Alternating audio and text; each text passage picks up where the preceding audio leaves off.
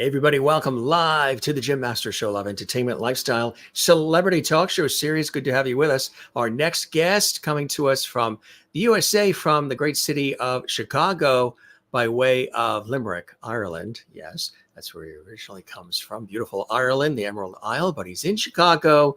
And I know everybody's excited that he's here.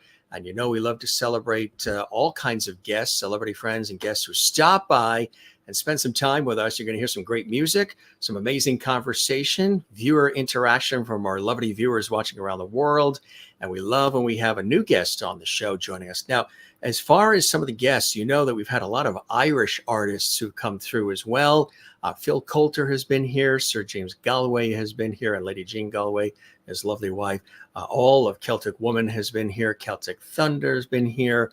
We've had so many bands and individual artists who've come to us from across America, Canada, Australia, and Ireland, who are of the Irish heritage. So focusing on the Irish tonight with this very special episode and a brand new guest joining us here who is a multi-talented musician, an Irish singer extraordinaire. Talking about Kieran Byrne is here on the Jim Masters Show, coming to us again from Chicago. We're really excited to have him here. Welcome to the show, everybody. It's a pleasure to have you here. If you want to comment when the show is live, feel free. Again, we've got great music, conversation. Again, we don't really do interviews here. We do conversations, free-flowing and fun. He is a native of Limerick, Ireland, has been performing for over 25 years, playing in Ireland, Europe, the UK, here in the United States, and where he's based in Chicago, Illinois, USA. Starting in the infamous college band Bottle O Smoke Kieran, ventured in solo performances on his return to Ireland. Talented, versatile musician known for his energetic, fun, passionate performances. Always lots of Irish craic, which we love, and we've had with a lot of our Irish guests. Kieran has a passion for music that spans various genres with a focus on Irish folk and ballads. Over the last 14 years, Kieran has built a strong following in and around the Chicagoland area and across the country and in Ireland. Whether performing live or in the studio, he brings a unique energy, sound, and authenticity to his music and his interpretation of the beloved Irish ballads. Of course, he's on social media at Kieran Byrne Music here on the show. And many of you know we've had Byrne is a popular Irish name. We've had Neil Byrne, who's a dear friend of our show, on our show several times from Celtic Thunder. And we've had the Byrne brothers, who are from Dublin, on our show as well. And so, yeah, Byrne is a very popular name. But this is Kieran, and we're so excited to have him here on the show. Got lots to talk about. Interact with us. Don't forget to like, comment, and subscribe. Subscribe to our YouTube channel, Jim Masters TV. Matter of fact, do it right now so you don't have to think about doing it later. Click the notification bell so you never miss any of the episodes. We'll send you notifications about our fabulous guests and our great episodes. And of course, it really helps us when you click like, the thumbs up like on all the shows and all the episodes we do that you love. And leave a comment for us in the comment section. Now, with all that said and done, it's time to take you to Chicago by way of Limerick and welcome our very special guest again joining us here on the show, Kieran Byrne.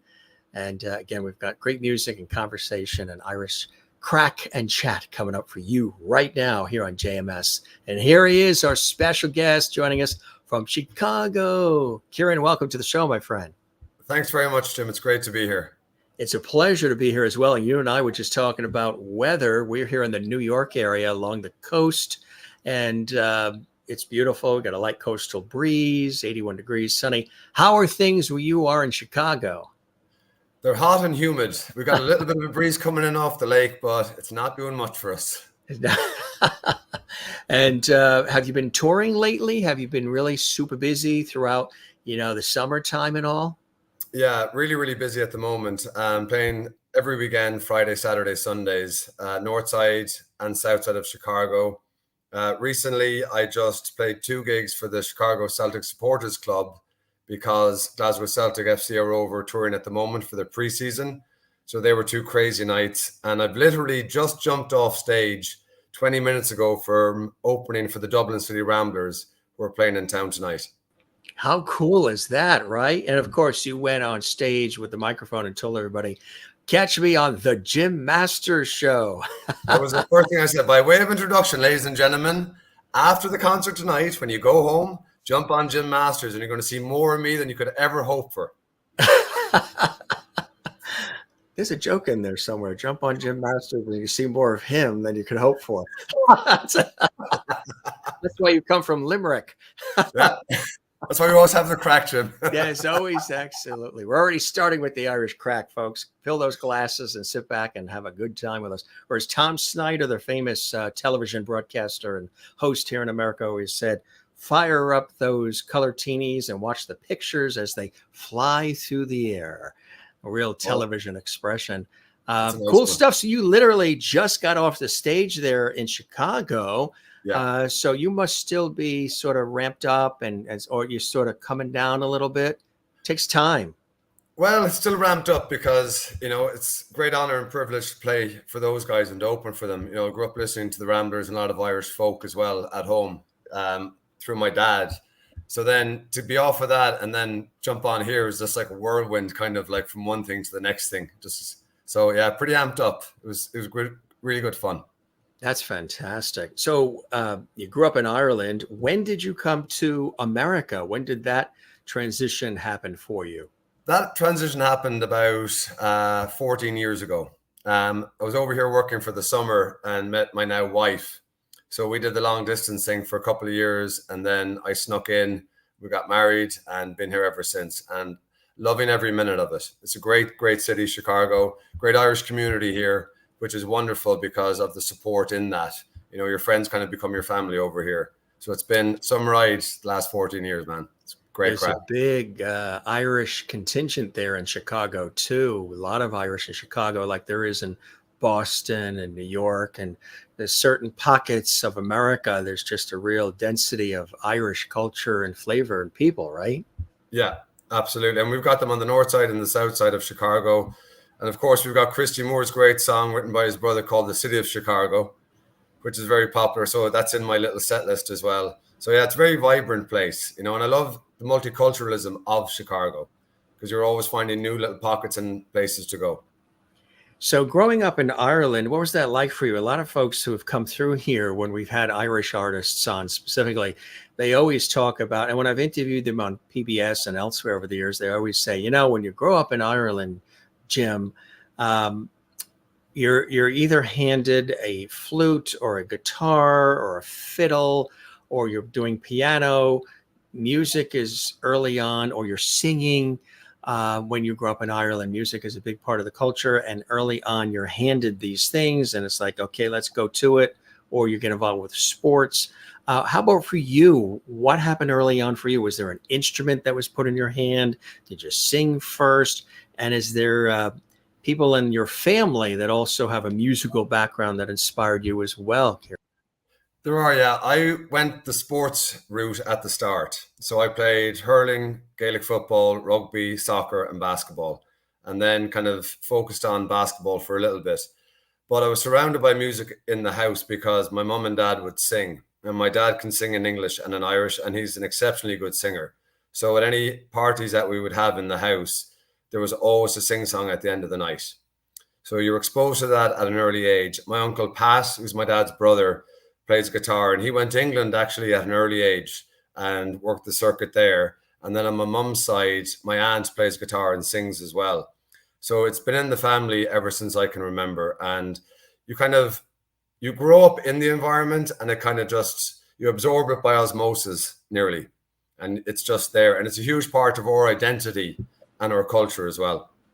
It really is. And so growing up, who were some of the artists that you were listening to that, it's amazing as we've learned that there's a wonderful love affair between Ireland and the United States in every way, the food, the music, the culture, the dance, the art, all of it. And that's why we've had all of these specials on television, the river dances and Celtic this, Celtic that. We've had all of these groups and bands and so much more, and everybody loves it. But, of course, there's influences. It's amazing the love affair that Ireland has with folk music, a big folk scene. How about for you? Who are some of the folks that inspired you early on? Well, my parents were children of the 60s. So growing up, I would remember hearing like the Byrds, the Hollies, all that kind of Bob Dylan, the Stones, the Peter, Beatles. Paul, and Mary, and yeah. Yes, Peter, Paul, and Mary, Simon and Garfunkel. And then you'd have the old Irish stuff that would be played as well. The Clancy Brothers would be played. And my dad would just have an array of like old Irish songs in Irish that he would like pick out of the mountains in Kerry and Cork, you know, and be like, where is that from? And he'd like, that's some 80-year-old fella I met once, and he was singing on a street corner and he taught me this song. It's just like, so my taste in music now is like very, very wide because I was exposed to that growing up. So it was just good music in the house all the time. So then, of course, there's the instruments. And was guitar first for you?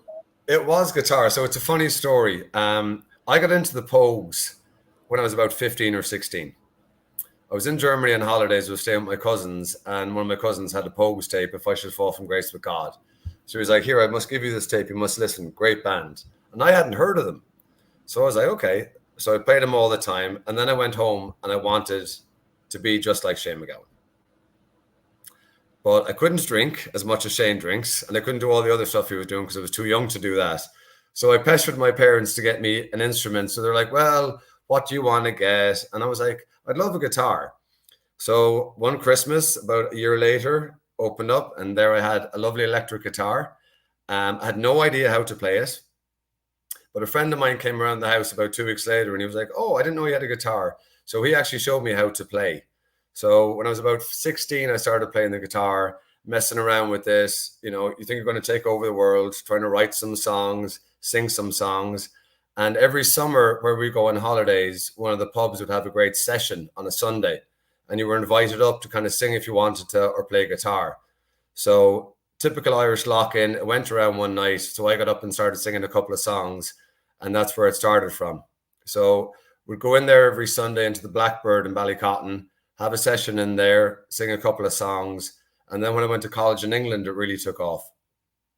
That's fantastic. And what was it like when you were going to college in England? That must have been a fantastic experience for you, huh? Oh, it was wonderful. It was absolutely wonderful. We had a great Irish society in the college there. So every Wednesday we would get together and go to a different Irish pub in the town that the college was in. And we'd have a sing-song. About 40 or 50 or 60 of us. So after the first year, one of the landladies was like, look, if 4 or 5 of you could get together and have a little band, we'll book you. So 4 or 5 of us decided that, hey, listen, we're enjoying this. We're kind of 18, 19 years of age. We could be in pubs, getting pints, you know, and all the stuff that goes with being in the band. And we're like, yeah, sure, why not? So that's where it started at about 19. Stayed in England for that summer, worked on the band, worked in the college bar as well, and then kicked it off the following August. And it was absolutely wild and wonderful. We played in the Student Union bar to all the students on a Friday night. So we'd have a mix of Irish and kind of popular songs. And that was during Britpop as well. So like I was in college in around like 95, 96. So music in England was like kicking off. The Irish scene there was absolutely fantastic. So it kind of grew from doing maybe a gig a month to by the end of college, we were booked every Friday, Saturday, Sunday throughout the year.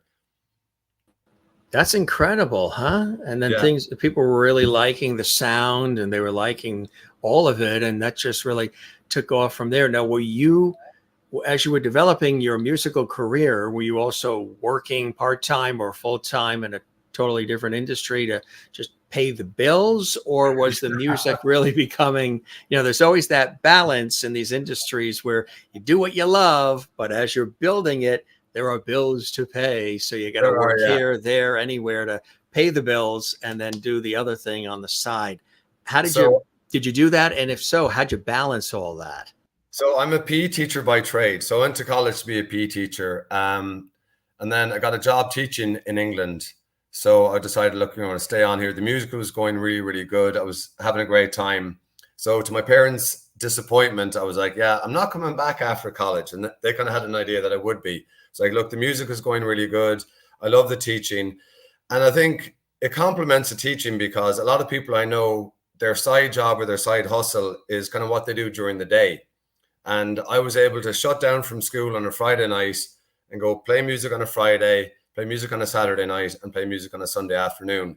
So in terms of having the time to do it, it was great. You get great holidays, 3 months off in the summer. So it's a very flexible job where you're finished at 3 o'clock. There is a little bit of coaching to do, some extracurricular activities as well. But it was really easy to balance, to be honest with you. The only thing would be on a Monday, my kids would love me because my voice would be gone. So I'd kind of be sitting there and they could get away with stuff and I wouldn't be able to yell at them. I'd be very hoarse on a Monday. And then if it was a heavy week in school, I might be hoarse on a Friday. So but I bet you can give a good, stern, effective look, couldn't you? I could, yeah. Don't even need to hear the words. Just look at his face. Not the morning for it, lads. It's not the morning for it. Right. That's right. Pick the wrong day and time. So that's great. So that the PE background and the collegiate background was a foundation that you had, and the music sort of played around all that. And now are you still doing that? I'm still doing that, yeah. So I'm still balancing the teaching and the music. In Chicago, yeah. In Chicago, yeah, with a wife and 2 kids as well. So it's a bit more of a fine balancing act, but I'm very, very lucky in that my family are very, very supportive of what I do, and kind of fell into it over here because I had no intention of playing music over here. And at our wedding, the wedding band called me up to play because we obviously had a few guests over from Ireland. They were like, okay, we have a special little announcement to make. Kieran is going to come up and do a couple of songs. Now, I was proper Shane McGowan by that stage of the night, I'll tell you. So I was like, I'm going to do what now? So I went up and did a couple of songs, and all my wife's friends and family were like, oh my God, like, you got to get him on the circuit. There's so many Irish pubs in Chicago. So kind of started again over here, built it back up, getting kind of 1 gig a month, 1 gig every couple of months, and then was able to get out during the summertime and market it and knock on doors and meet people and greet people and say, hey, listen, can we build something here? Can we get a couple of gigs going? And really over the last 6 years, it's kind of really taken off here.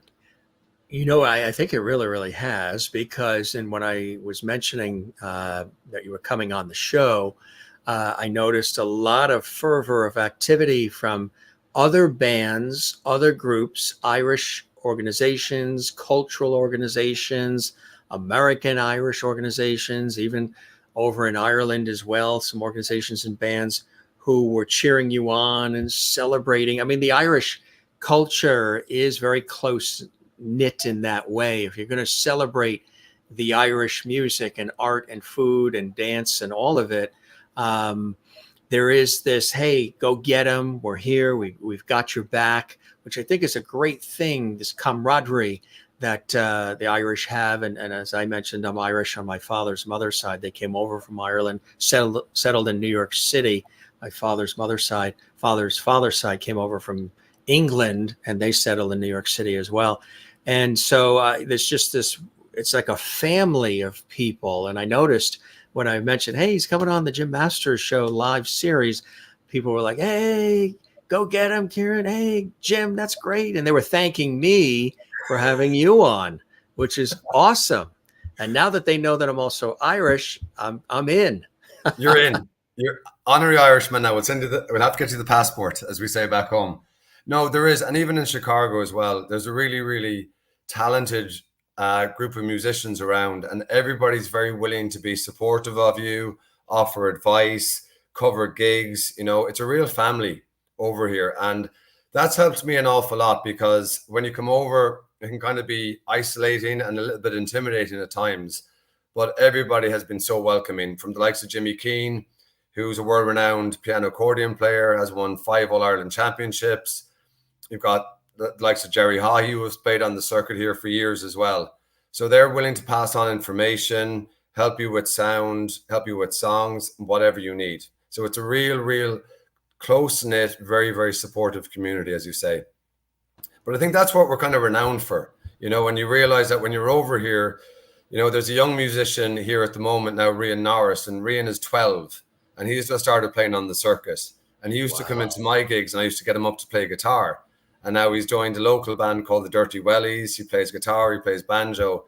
And you just tell these people, like, he's like, thanks. I'm like, Rian, you're the next keeper of the torch. We're just passing this stuff along, lad. Right. We're just passing along. That's all we do. We mind it for a couple of years while we do it. and then we hopefully pass it on to somebody. So it's great to see that there's a younger generation coming through here as well. Absolutely, my friend. It really is. What do you think is that love affair between Ireland and America and Canada and Australia too? They love everything Irish in Australia as well. As a big connection there. But specifically this American-Irish connection that's so strong. What is it about Irish music and the whole culture you think that really resonates with everybody here, where they love it and can't get enough of it? I think that the songs being folk songs, they tell stories. So there's a great connection to the history of Ireland through the songs. And I think when the Irish came over here, we put our heads down and we worked very, very, very hard. And we kind of integrated ourselves into society. And America was very welcoming to the Irish, you know, once we did that and once we made our presence kind of felt here. And then people were like, wow, like we love the Irish culture. We love how friendly they are, how they integrate, how they look out for each other, how they represent, you know, a great sense of community. So I think that kind of appeals to people. And the fact that we always want to have the crack. We don't take things that seriously. So we see the lighter side of life as well. And the people I've met over here are like, oh, we just love the Irish and how you just look at things and you always have fun and you always do this and it's done this way. And, you know, and then when they go to Ireland, the welcoming they get is fantastic as well. Yeah, absolutely. So I don't think the way we've integrated into the culture here, the way it's been done and how friendly everybody is really, really helps. And they love our mashed potatoes. I know I do. They absolutely do. That's my go-to. It's funny because whenever I have a guest on and we tell them, the viewers, we're going to have Irish craic, we're going to have craic on the show, I always make sure that I preface it to let the viewers who don't know what that means. We don't want to be in the newspapers tomorrow that Kieran Byrne and Jim Masters had craic on the show. It means a good time. It means jolly, happy, laughs, you know, good moments, good vibes. So CRAIC, folks. Just to clear that up. The first week I was here, Jim, I was pulled over and I was coming down a road. I was doing I think about 2 miles an hour over, but they were very strict. So they pulled me over and they were like, do you know why we pulled you over? I said, I have no idea. No idea, officer. I'm sorry. And he was like, officer? So where are you from? I said, I'm from Ireland. And he was like, just okay. And where are you coming from? I said, I'm coming from a friend's house. Where are you going? I'm going back to my house. And what were you doing at the friend's house? I said, sure, we're just over having the crack. And he just like, radio. Next minute, there's like 3 squad cars around me, blue lights going. They were like, you were having the crack. Get out of the car. I'm like, no. I don't mean that. I mean, just having fun. His last name wasn't O'Brien or Riley, obviously. It wasn't. So you had to clear that up, huh? We had to clear that up. We were like, okay, we're just having the crack, and that's all it is. And then I was lucky to get on my way.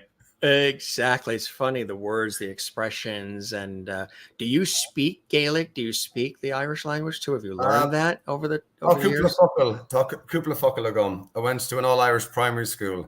So I had it when I was very, very young. What does that mean, what you just said? I have a few words of Irish. Cúpla focal. So cúpla would be a few and focal would be words. That's a phrase that you would never want to foul up on the air. No.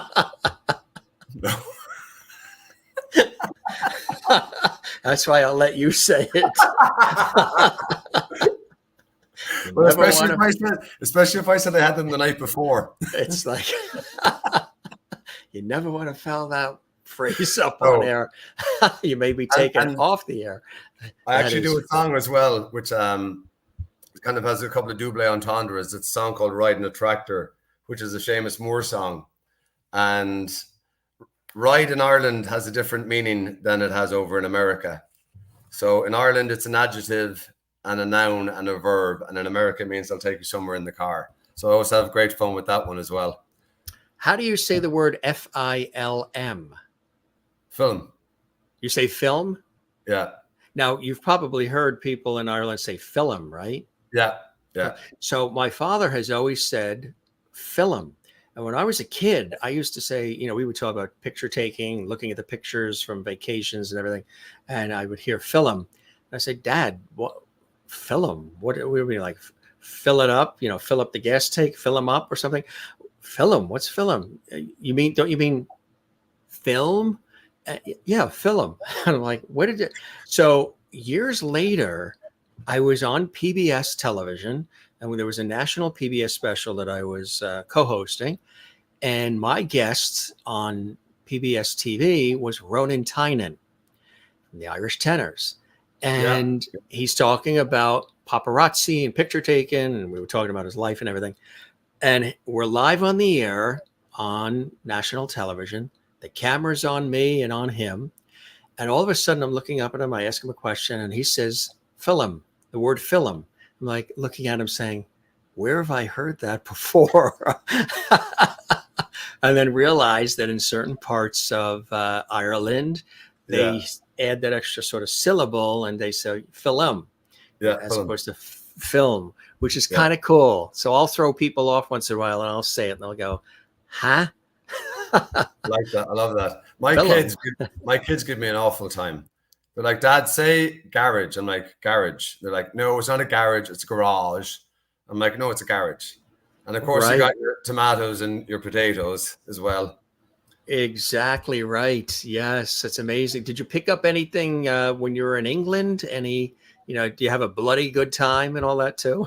No. But a lot of the words, would be similar, but I didn't pick up any of the English kind of slang words because I was surrounded by so many Irish people most of the time.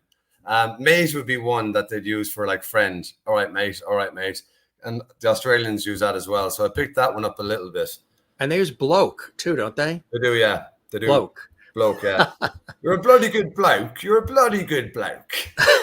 I always found that one funny. Bloke, it's just it's a funny sounding word. You're my friend. You're a real bloke, buddy. Yeah. What?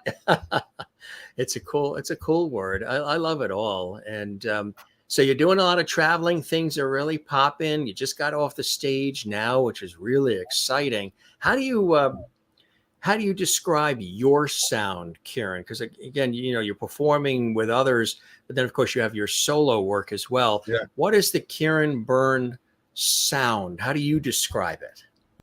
I try and get as close to a nice deep folky sound as possible. So if you can imagine like a Christy Moore, something like that, that's the kind of sound that I look for. So it's lively, with a lot of kind of ballads in there as well. But just with me and the guitar, I try and fill the sound with the guitar and then the vocals as well, which it was very, very difficult to do at the start. Because when I transitioned out of the band, there was two of us left, myself and a bloke called William Corrigan who played the banjo. And Willie was great on the banjo. And then when I was playing by myself, I would always hear him in my head kind of playing the banjo. So I transitioned through that sound and then kind of like worked on finding a sound that I liked. So I'd record some of the gigs, listen back and go, okay, that's a little bit too bright or a little bit too lively. I'm looking for a kind of a deeper, folkier, bluesy type of sound. So kind of in that genre now, like deep kind of folk, bluesy type of sound. Which is really cool because, again, that's so popular in Ireland and the UK as it is here and in Canada. It's just a great sound. And, the music gets people moving in their seats. It makes them feel good, whether it's a slow song, a slow ballad, or something really lively and something, perked up and ramped up. It's just, you feel good. When people go to, especially those Irish festivals and things like that, they're always talking about it for days after because they just feel so good. The energy and the passion and the sounds of the instruments and the voices. It's feel good stuff, isn't it? It really is. And I think when you see Irish musicians perform, knowing that it's kind of culturally very important to them, that passion and that energy comes across on the stage and it transfers into the crowd, and it's kind of like, we always feel privileged to play for people and share our music because it's so important to us as part of our identity. And I think that really resonates with people, the authenticity of the performances and how honest the performances are and just how much fun we have with it. Because we don't, as seriously as we take it, we don't take it that seriously where we're looking for perfect pitch all the time or anything like that. It's more about enjoying the music that we're playing and sharing it with people in an enjoyable kind of way where we're having as much fun as possible. You get to travel from coast to coast across America. Do you get to go up to Canada, perform in Ireland, other places around the world as well? So when I was younger, I got to perform a little bit across Europe. A friend of mine had some contacts in Belgium and in mainland Europe. So we got to go over there for a couple of weeks, and that was just brilliant. Great, great fun. Over here, I've been lucky enough to go up to New York and play. I played in Times Square in the Perfect Pint, and I've played Wow. out in Little Ireland, out in Woodlawn at Keen's, which was fantastic. Great experience. And this summer, I got to go out to San Francisco in June and Cool. play at Fiddler's Green in Millbrae and their sister pub in San Carlos, Molio's, which was a great weekend as well. Absolutely fantastic. So as I tell people all the time, Jim, have guitar, will travel. Have guitar, will travel. Have you ever marched in any of the St. Patrick's Day parades over the years? I haven't, no, because I've been generally playing music. You're performing then. Yeah. I And used that's to. crazy. Jim, I couldn't believe that. They are, yeah. It's Wild. I did, in high school through, bands, and I was in the Air Force ROTC in high school, and so and the Cub Scouts and the Boy Scouts. So we would be marching in all the different parades. And there was a time just a couple of years ago where friends of mine they were from County Cork. They said, "Hey Jim, do you want to march in the parade with our group?" I said, "Sure, yeah, I love a good parade." So it was St. Patrick's Day parade, New York City, the whole thing, Fifth Avenue, packed, beautiful day in March. So we're marching along, fantastic. And, it's a pretty long parade, and all the bands and the music and the flags and everything. And the streets are lined with people waving and cheering and all kinds of cool stuff. And it's loud. There's a lot of music and clapping and cheering and hoo-haing. So we're marching with that group, the Cork contingent, and I noticed some people on the sidelines. I think we're going down Fifth Avenue. They were, going like this, with their thumbs going like this, but I couldn't make out what some of them were saying because it was so loud, and I hadn't marched in the parade in years. So we're marching along and smiling and, of course, waving everybody and giving the thumbs up back and everything. And then it started to sound like when they were going like this, I figured, well, it's a New York crowd.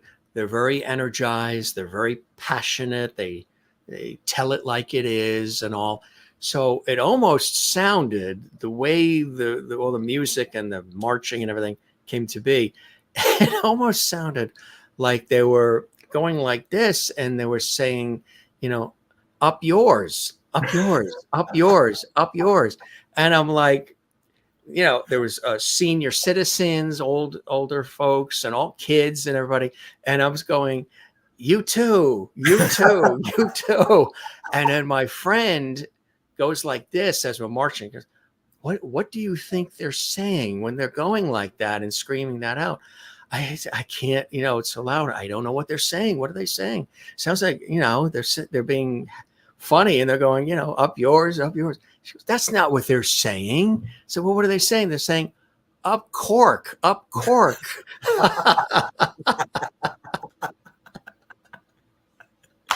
So, you too, hi, you too. It's like, you learn something new every day, Kieran, don't you? That's a great one. I was going to say, it's like, I was just being friendly, waving, an 85-year-old woman on the side, up yours. What? Jim, that's not what they're saying. They're saying up, that's a thing too, like up Donegal, up Dublin, up Cork, up Belfast, whatever. It's a whole thing. And I learned quickly that day. Oh, you know what, Jim? You wouldn't be surprised if there was an 85-year-old. There might have been that said up yours.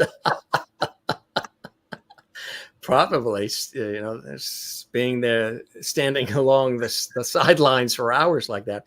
And then they do the pub crawl, and wow, it's like you're like this. And if you have something, Guinness or whatever, you are literally trying to drink it like this because there's somebody here and there's somebody there. Every Irish pub and all of it, they are packed on like that sardines, day. like sardines. I would imagine in Chicago, same thing, huh? I was blown away by it a couple of years ago. Obviously, during the pandemic, everything was shut down. But the first St. Patrick's Day post-pandemic, I was playing downtown and I was on at 9 o'clock in the morning. So the Limerick guy runs the pub, Kieran Ahern, and Kieran said to me, look, come down about 7:50, 8 o'clock. I was like, absolutely. So I got there at 8 o'clock. There was a line around the block for the pub. And I just couldn't believe it. I could not believe it. Got all the equipment in, went into the sound check set up. It was about 8:40. They opened the doors at 8:50. By 9 o'clock, they were at capacity. That's incredible, right? I was like, it's 9 o'clock in the morning. And these people were going like it was 9 o'clock at night. And it was just full on. And I had 3 gigs that day. And I could see the effects of the 9 o'clockers when I did the last gig at 8 o'clock in the evening. But they were still going. I mean, they just love it. Yeah. They absolutely love it. And it's great to play to those crowds because they bring so much energy and you can have so much fun with them because it's just an absolute riot. It's absolutely wonderful. It's my favorite weekend to play. It's amazing. Everybody is just up for the crack, up for the shenanigans. They want to hear the Irish music. They want to be entertained. They love when you throw out a couple of jokes and you tell some stories like the story about the crack and having the ride as well and things like that. And they all want to sing along. So you could do the same song like 4 or 5 times and they just love it. They go absolutely crazy for it. And you love performing, don't you? You really love spending time and performing and entertaining them and making them laugh and making them feel good. And look at that. I did a little research and digging, and you said of all the fans and places you've gone, this was a tough crowd. my most critical crew of all, because if I don't sing it the way they want it sung, I'm hearing all about it. Trust me. But they're a captive audience. Look at the way they're looking at you. They were bribed. So Ellie is the littler one. Ellie's bottle was behind that cushion, so she was sitting there waiting for her bottle. And I told Lucy, who's in the blue, that she would get a little treat from DQ if she just sat there and acted nicely. The ice cream always works, doesn't it? Always the works. Ice cream always works. And that's one thing they miss about going to Ireland. They miss the Irish ice cream. How is it different? We have a lot of soft serve ice cream, and we have one which is called a 99, and they put a flake bar into it, and it's just a little bit creamier and a little bit softer. Very nice. That sounds really, really good. Yeah. And you've been featured on television and all kinds of stuff, huh? That's WGN Channel 9, the famous Channel 9 in Chicago, and and performing as well, which is cool. Yeah, that was before we did. We hosted a charity night with a friend of mine, Kevin O'Shea, who puts on some charity events here, and Derek Warfield and the Young Wolf Tones were playing at it as well. He was a guest on our show just a matter of a month or so ago. One of the nicest guys on the planet, Derek Warfield, huh? Lovely guy. And Demarius, and I know Eddie Kane, and then Andreas as well. They're all wonderful people. So we had a great night playing with them. We did a cancer research fundraiser with them, and they were absolutely wonderful. They were out of town, so they couldn't make the WGN. So by default, they asked me to go on, and that was a wonderful experience as well.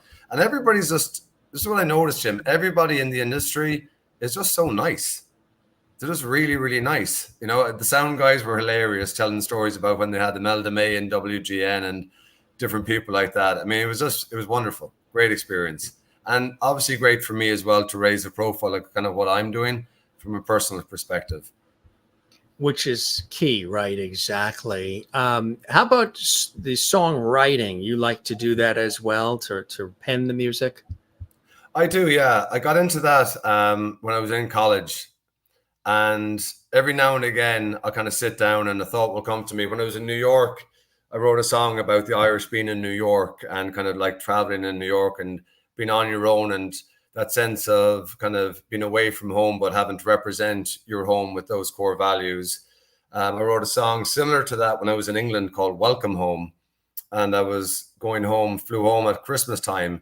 And in Shannon Airport, they had the big Fáilte Arash Nulla Connor dit sign, which is welcome home and we wish you a happy Christmas. So between leaving the airport and getting back to the house, I'd written a song called Welcome Home. That's really cool. That quickly, huh?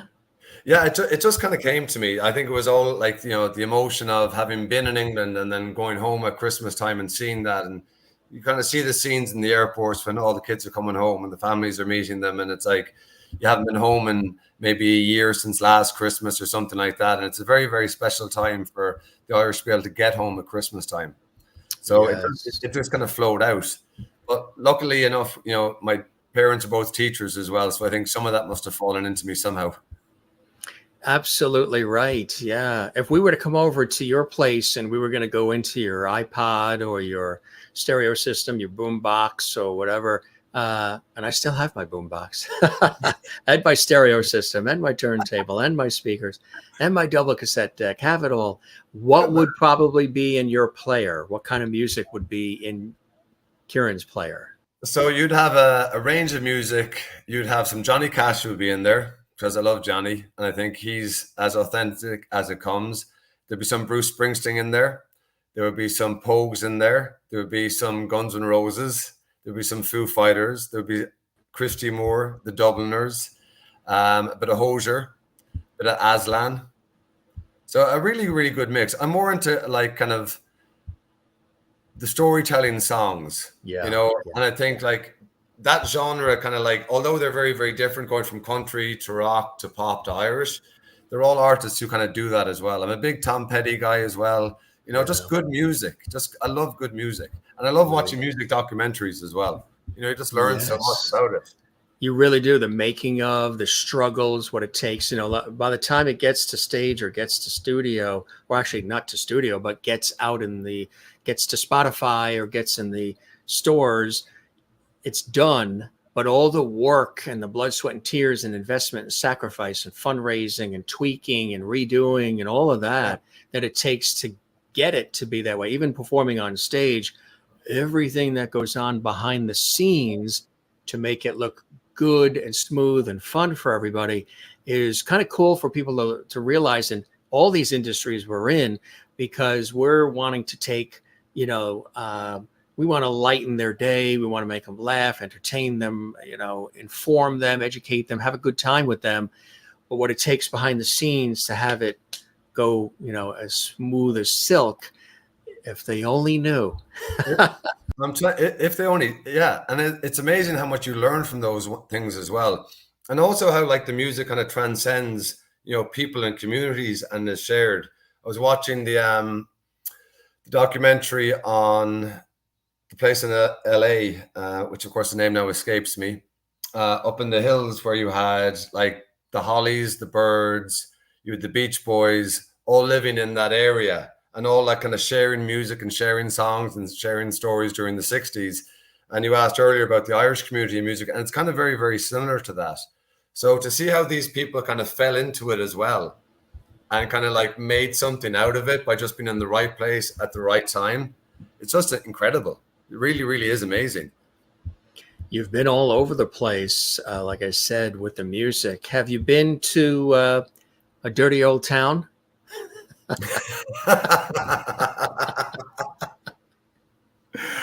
I've been to a few of those places now, Jim, but I wouldn't be able to talk about those. I was going to say, there's a reason why I said that, folks.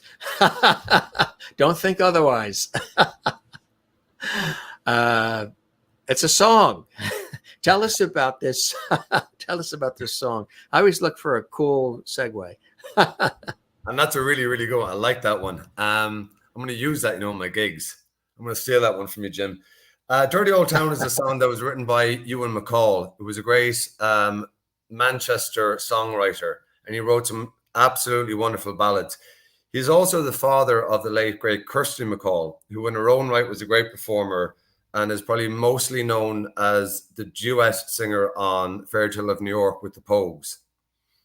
And it describes a town in Manchester called Salford, but the Dubliners got a hold of it and recorded it, and then the Pogues did an absolutely phenomenal job with it. And that's kind of where my love affair with that song came on board because they brought in the uilleann pipes, and the arrangement they had around it was absolutely fantastic. But it's a real depth. It's a real deep song. And I think it resonates with so many people because everybody has a factory wall, you know? Everybody hears a train. So there's reference points throughout the song that everybody can relate to. Which is perfect. Here it is, gang. Dirty Old Town. Our special guest live on the Jim Master Show, live entertainment, lifestyle, celebrity talk show series. Kieran Byrne joining us here, Irish singer, songwriter, musician extraordinaire in Chicago right now, in Chicagoland. And here is Dirty Old Town. We'll be back. We've got lots more conversation, craic, and more music. He's also going to do something for us live as well. Here's Dirty Old Town.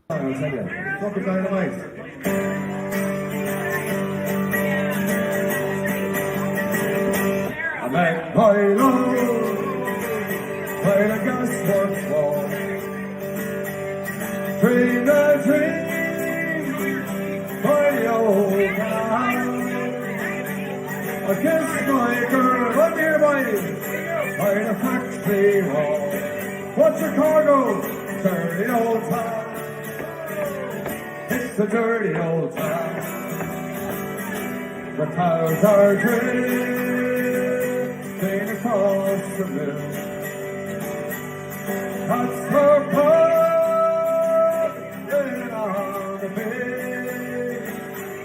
A stranger girl from the streets at night.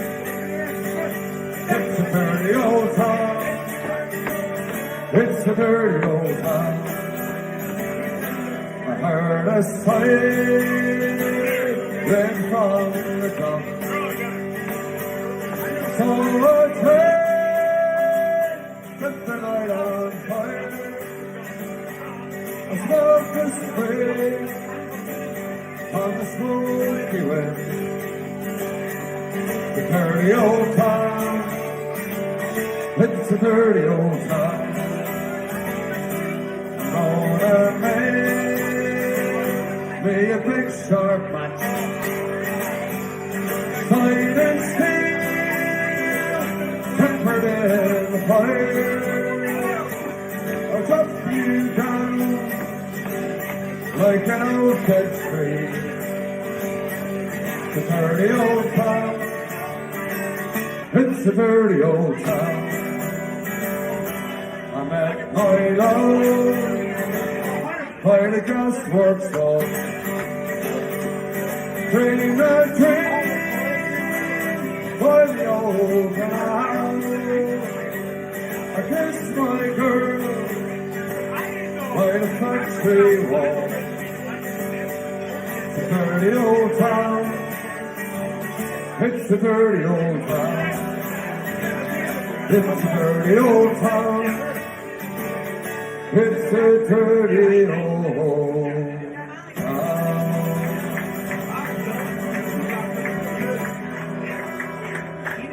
Thank you very, very much, ladies and gentlemen.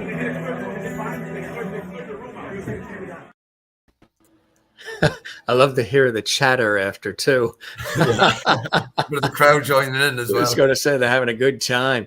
That's a great version of that song, and you just knock it out of the park. You can see that you're all in, you're having a good time, and it's comfortable, it's casual, it's feel good, and that's great stuff. We have another one. Maybe you can preface this for us too. Now, this one is Grace. Tell us about this one, Kieran. Grace is a lovely ballad, and it goes back to the 1916 Irish Rising. And it's a song about one of the volunteers who was about to be killed and his wife. So Joseph Mary Plunkett and Grace Clifford.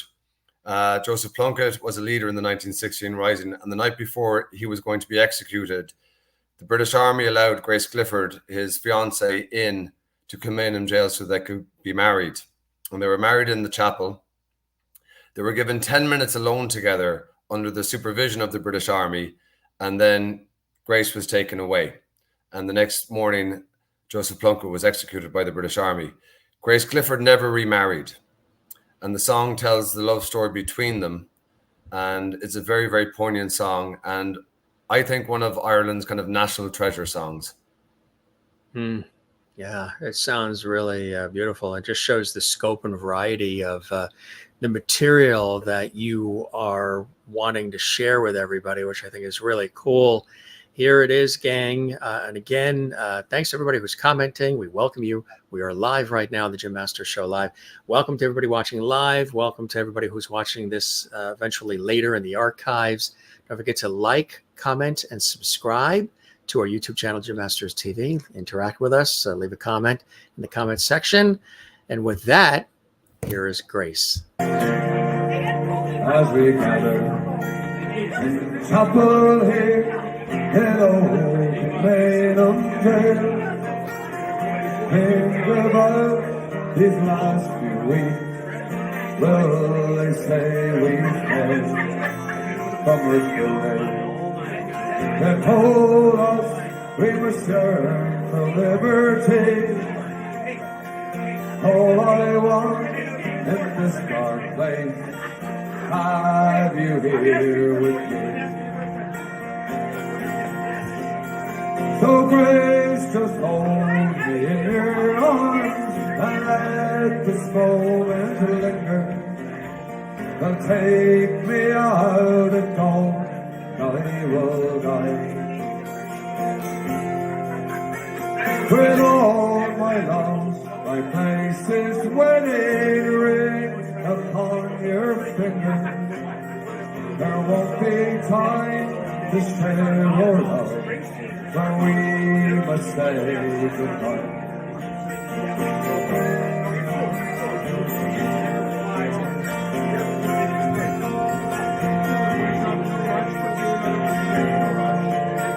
I know it's hard to give my love to ever understand the love I bear for these brave men, my love for this brave man. Going home, coming to his side, down by the GPO.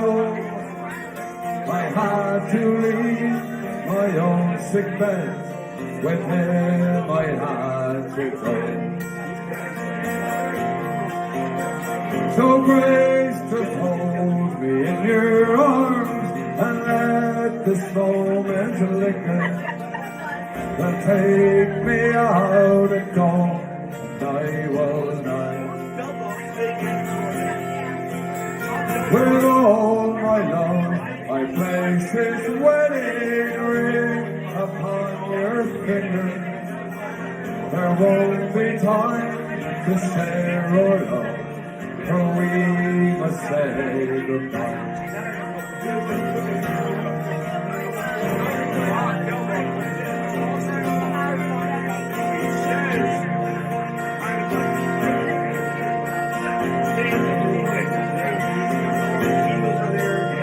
Now our dawn is breaking, my heart is breaking too.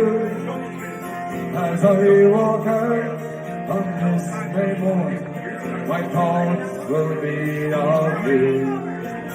I'll write some words on the wall so everyone will know I love so much I could see his blood upon the road. So grace, just hold me in your arms and let this moment linger. And take me out at dawn, and I will die. With all my love, I place this wedding ring on your finger. There won't be time to share our love, or we must say goodbye. Won't be time to share our love, for we must say goodbye.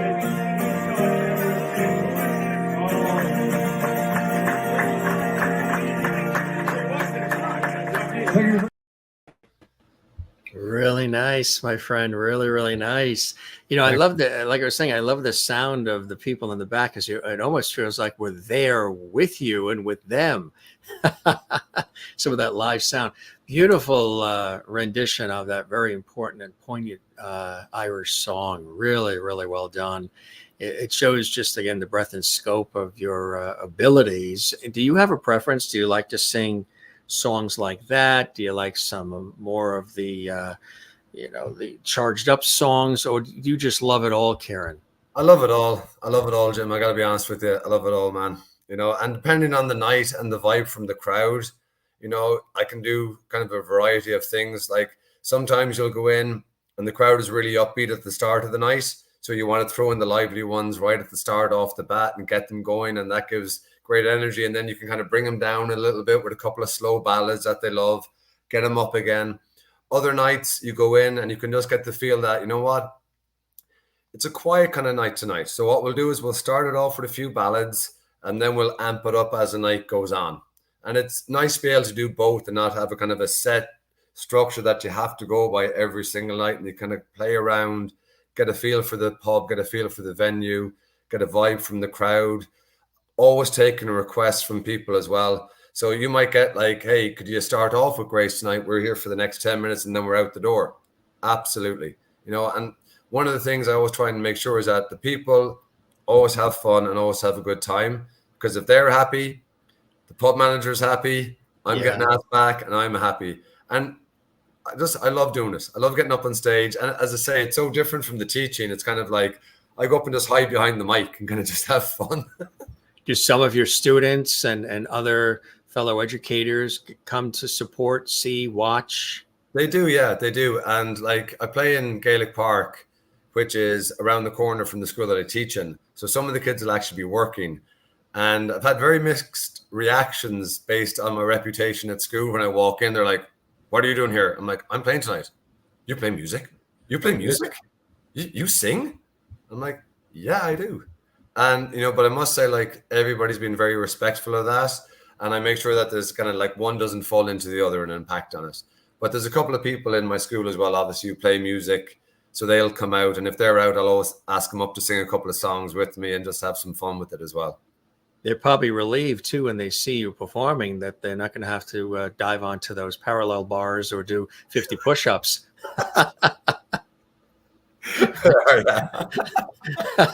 Leave that to all of those who are knocking it out of the park in Paris right now, right? At the Olympics. Yeah, that was fantastic today. Nice to see Simone Biles bounce back. The Americans are really, kudos to all of the athletes around the world for all of the countries, but the Americans are really on fire. The swimmers, the gymnastics, unbelievable. The guys and the gals, it's just really amazing. Super, super talent. Have you taught music at all? Have you taught any of that to people? I've taught one person how to play the guitar, but musically, I'm actually quite illiterate. So you play by ear a lot, or you grab and go, wash and wear? Ultimate guitar, and chordify. So like I'll get the chords and I'll be able to work some stuff out. But like any finger picking, I'm not very good at. I'm basically chords based. But if like my daughter does some music at school, and actually during the pandemic, I'd get her to come down and sing Grace with me, and that was great because we'd go live every Sunday. Yeah, so that became her favorite song. So like she brings home the music book and she'd be like, okay, Dad, you know what this is? I'm like, no. She was like, but you do music. I'm like, that's got lines and dots and squiggly things. I no idea. Trigonometry, is that the name of a song, or? What's the semi-quaver when it's at home? And I think even now, because I've seen, some of it, the math today's trigonometry is like 2 + 2 these days. What they're doing now is so far beyond even calculus. It's like heavy duty stuff.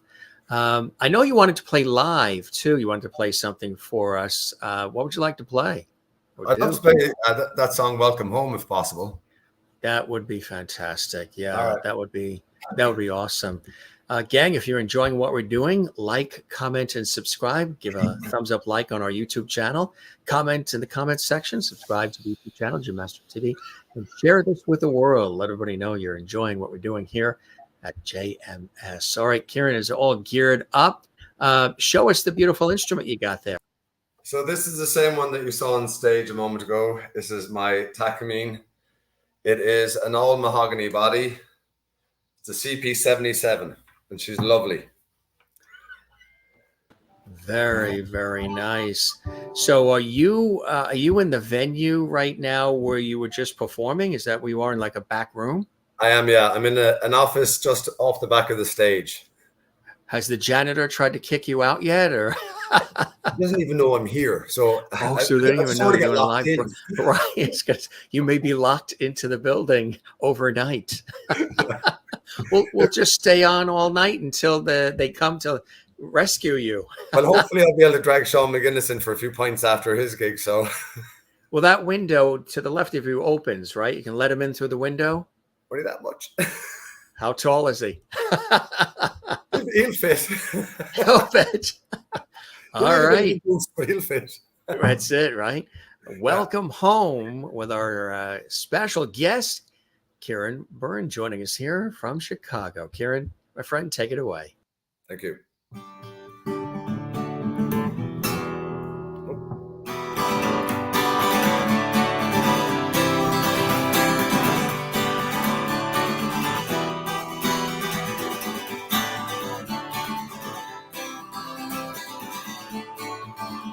Welcome home, welcome home, welcome home. It's good to have you back again. Welcome home, welcome home, welcome home. You know, you're back where you belong. Welcome home, my friend. You've been away for so long, and now you're back to settle down. Still sing that same old song. I remember the day you left, as if it was just yesterday.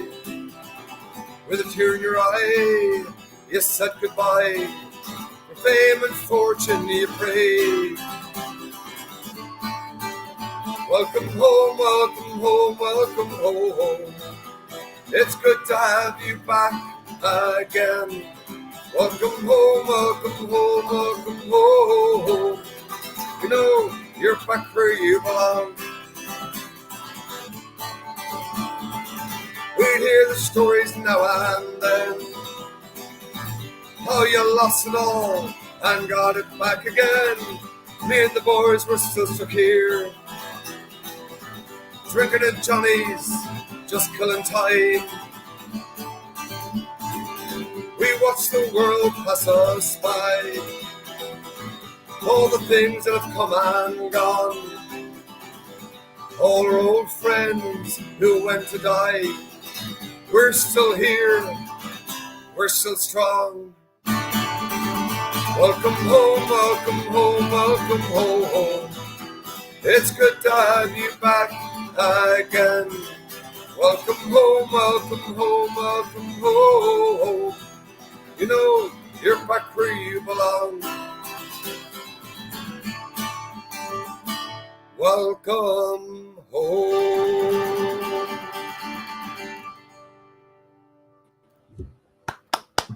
Awesome, my friend. And the crowd roars and they're on their feet. And then they're running to the CD table to get CDs of the music. It's usually the progression, right? Right. Meet me at the CD table in the lobby. I'll be there. Might even have an autographed guitar. When you perform, sometimes I ask this of some of the performers, especially even actors and all. Do you go into a zone? Are you transported to a different time and place? Are you like, are all the cylinders firing? You're all in when you're performing, 100% in? Yeah, I think that to give that kind of experience to the crowd, you have to be. So what I like to do is get there about an hour before a gig. So I'll set up and I'm not rushing. and then I can kind of put myself in, okay, now I'm going to be Kieran Byrne music. So Kieran Byrne is over there, and me jumping up here behind the mic and having the crack. That's going to happen now. I've got 3 hours. I'm going to have fun for the next 3 hours and just go with it. And sometimes you're throwing in new songs into the set list as well, and that can kind of be a little bit. So you got to pick and choose your moments for that. Generally, when everybody's gone for a cigarette break outside, I'll throw in the new song or a song I'm working on. But yeah. So you'll that's a good idea. You'll sort of use that as a time period to sort of get that out there, work through it, and sample it and things of that nature, which is great. Sorry, you get requests from people too? Yeah, when you're doing it at home, kind of downstairs on the couch, it sounds one way. And then when everything is plugged in, it kind of sounds a little bit different. So I got caught once or twice early on kind of thinking like, that does not sound like it did at home. So then I was like, you know what? I need to hear how it sounds live. So when it kind of gets quiet, throw it out. Right. The acoustics in the shower are usually very different. Way different. Than in a warehouse, a factory or something. Right. Exactly. What are some things that are coming up that you're excited about? We have Gaelic Park Irish Fest coming up on the 22nd, 23rd, and 24th of August. So I'm getting to play at that. So that's the next big one coming up for me. So really, really looking forward to doing that. And obviously off the back of tonight was great fun as well. And then just my own regular gigs throughout August and September and October and November as well. So kept busy on the pub circuit, but the exciting one coming up is the Gaelic Park Irish Fest. Do you get back to Ireland? And of course, you probably still have family there, right? Yeah, Friends. mum and dad and my sister are there. So everybody's still over in Ireland. So we take the kids over as much as we can. And again, great support from the family, being able to get back every year. My youngest was actually baptized in Ireland. Now, I haven't been able to get back for an extended period of time to be able to like set up some gigs over there. So the next thing for me is to kind of be able to sit down now over September and October and be able to plan something back home for next summer, where we kind of go around from town to town, stay in a B&B, give the kids that real country Irish experience of going into the smaller towns, staying in a B&B, you know, getting really immersed into the culture there, because they love going over there. Oh, you know, yeah. They miss it. They love how in the summertime it doesn't get dark till 10:30 at night or 11 o'clock. Everybody's so friendly. So hoping to get a little bit of a tour set up for next summer over there. That's fantastic. And do you go over for Christmas time? Haven't been over for Christmas in a couple of years, but hopefully next year get that on the list. I would imagine too, the family and friends and everybody that knows you from Limerick and from Ireland, they're probably very proud of you, proud of the things that you've accomplished. You are sort of living the quote unquote American dream. I mean, you came over here, you made a life for yourself.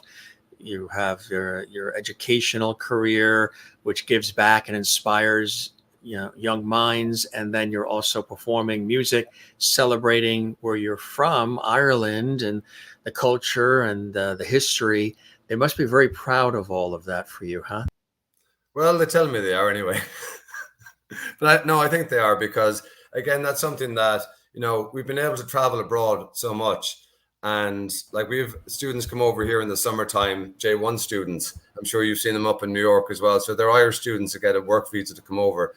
And you're always trying to represent your family and your town in the best way possible, you know, and it's a pleasure for me to be able to do that. And it's an honor for me to be able to do that as well.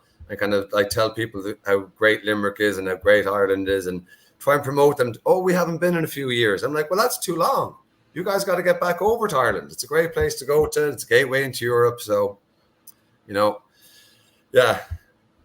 That's incredible. Do you have a preference? You know, some people like being in the studio and they love the studio work, and others really get a kick out of being on stage amongst the fans and playing for the consumers of the music and the appreciators of the music.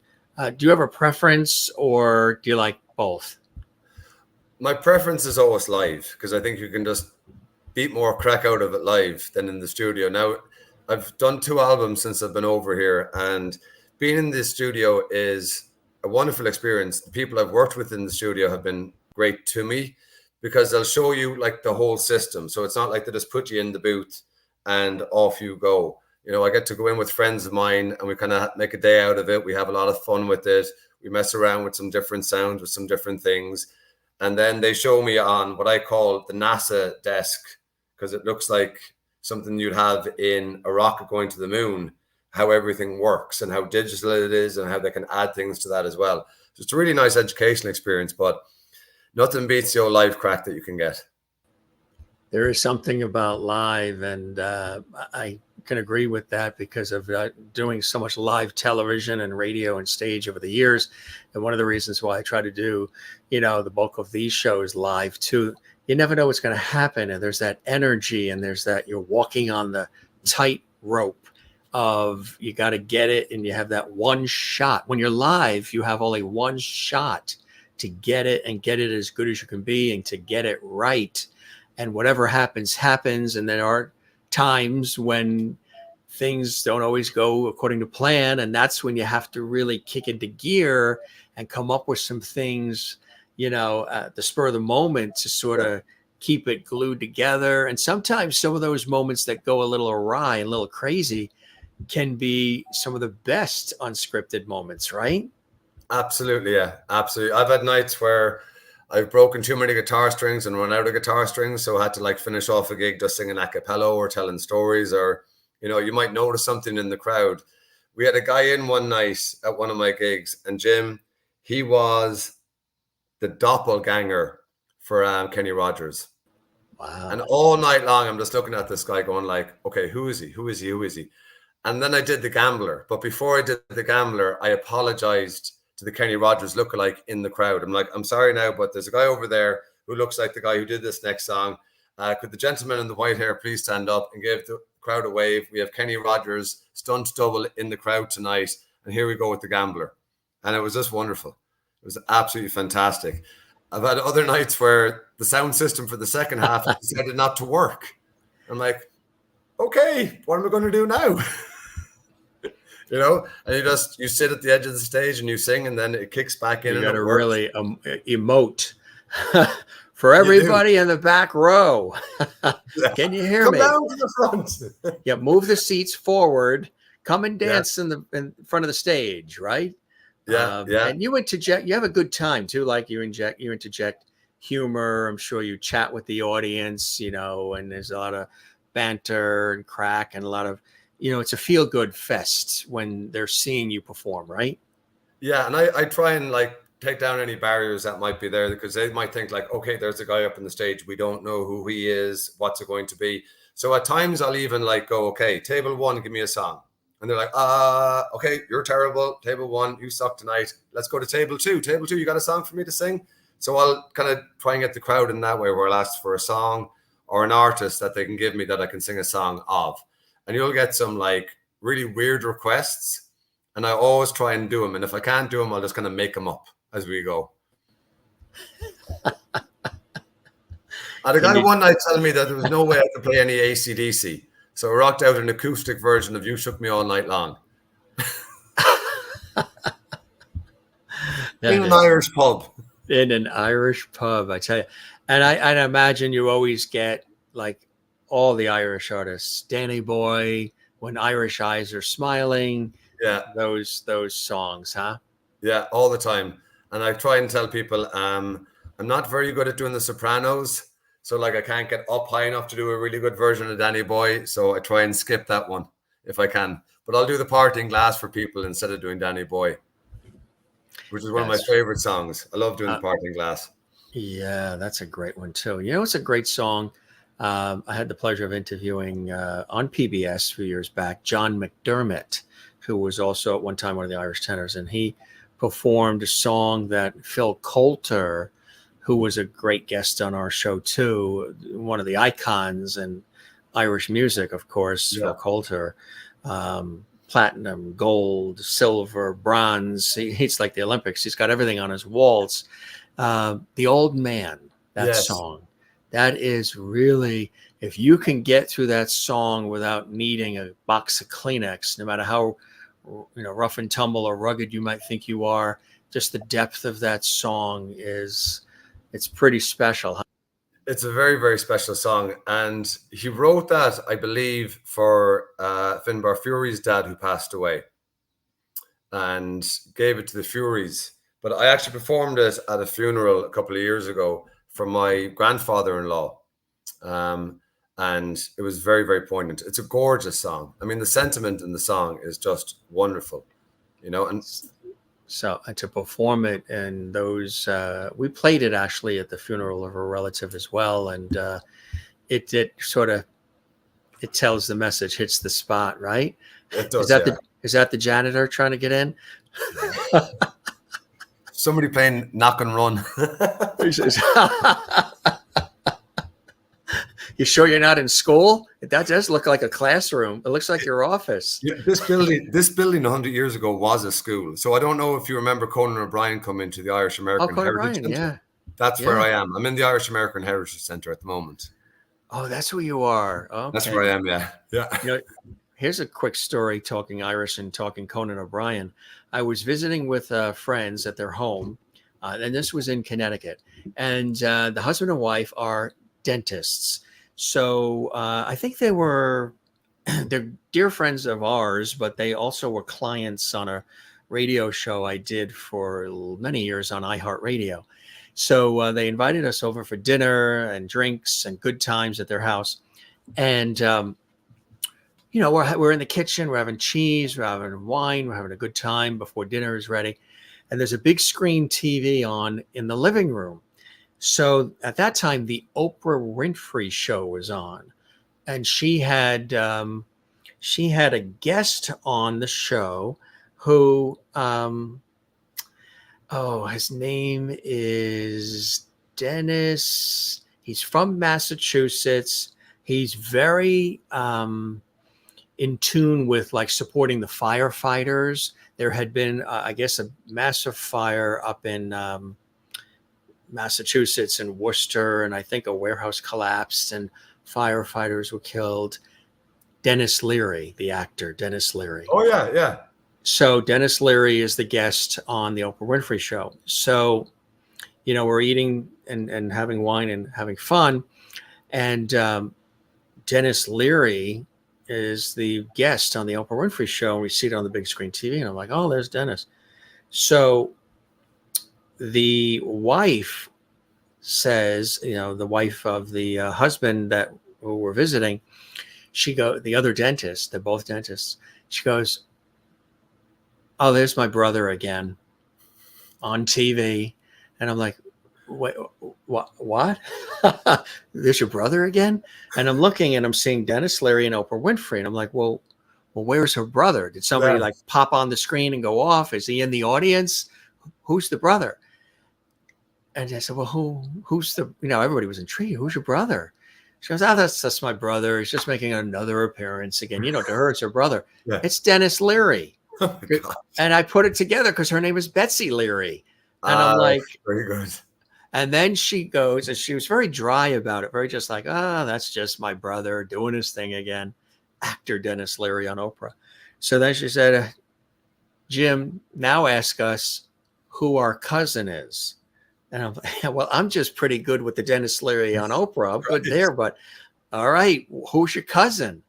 And she said, our cousins, Conan O'Brien. Oh my God. Dennis Leary and Conan O'Brien, both from the Boston area of Massachusetts, Brookline and through there. Yeah, they're cousins. I don't know if everybody knows that, but we learned that night. That's amazing. That was an Up Cork night. Definitely. Oh, there's my brother on the television. There's my brother Dennis doing his thing again. Be on next, yeah. He's everywhere. He used to tease me when I was a kid, you know, that kind of thing. Cool stuff. That Conan story made me think of that. I wanted to share that with you. So you're having a good time. Good things are going. Congratulations on everything, my friend. Obviously, you're loving what you're doing. You're balancing the career and education, the family, the music. You got a lot of balls in the air, but you seem to be very steady and balanced about it. You have a certain way that you want to do it. And you're in a sweet spot right now, huh? Very much so. Very much so. And couldn't be doing it without the family, to be honest with you, and their support and them holding everything down at home and letting me go out on the weekends and do what I do and have so much fun with it. And I think you got to take that kind of balanced approach to it, because otherwise you could run away with it. It gets a little bit too much, and then it kind of could get out of control a little bit. But just very, very lucky that everybody here has been very, very supportive. It given me so many opportunities. It's just been wonderful so far. So long may it continue. Long may it continue. Absolutely, my friend. What would be, before we wrap up, because I don't want to keep too much of your time before you do get locked in there, what would be like a quick Irish blessing or something that maybe, we're living in crazy times right now and we need as much inspiration, and music is a great healer. Music, I say, and laughter are two very big things we should fill our lives with, because they're so powerful, they're so connecting, they're universal languages, and they just can really soften the edges of rough days. What would be something maybe that's traditional Irish or a little bit of an Irish flair that would be a blessing or a wish for everybody watching? We always say, and I used to use this during what I call the lockdown sessions during COVID. I'd go on every Sunday and I would say, may the roof never fall in and the friends never fall out. And may the road rise to meet you and the wind always be at your back and the sun always above you. That's beautifully said. That's beautifully said. And if the roof falls in and the friends fall out, you're going to get sued. I'll be on the road with the wind behind me. The roof fell in, the friends fell out. We're going to get sued.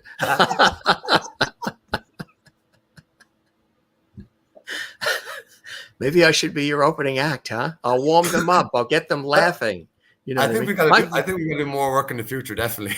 I've done all this work in television and radio and everything, and my father has always said, Jim, you were born too late, and number two, you should have gone into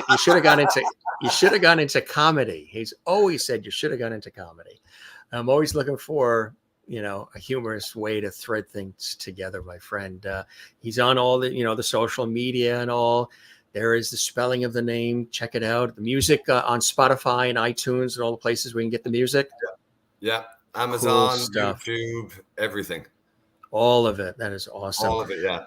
Well, my friend, I always say to all the guests, we're going to keep the porch light on for you. That's my famous phrase.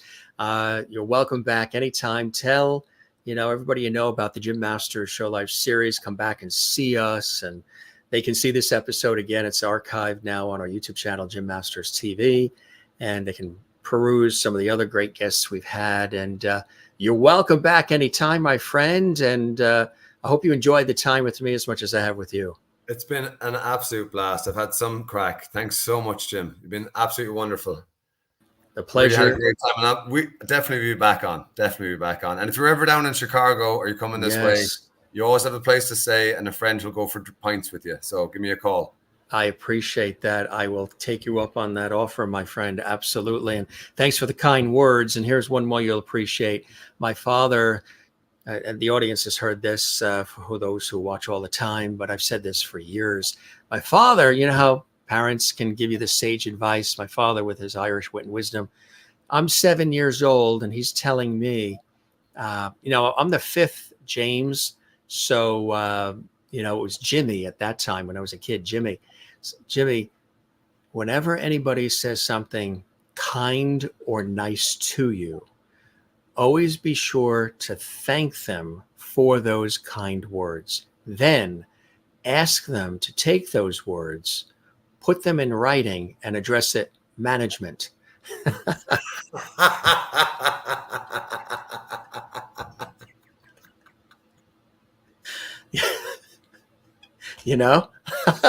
That's such an Irish sense of humor. It's just the way, right? Absolutely right.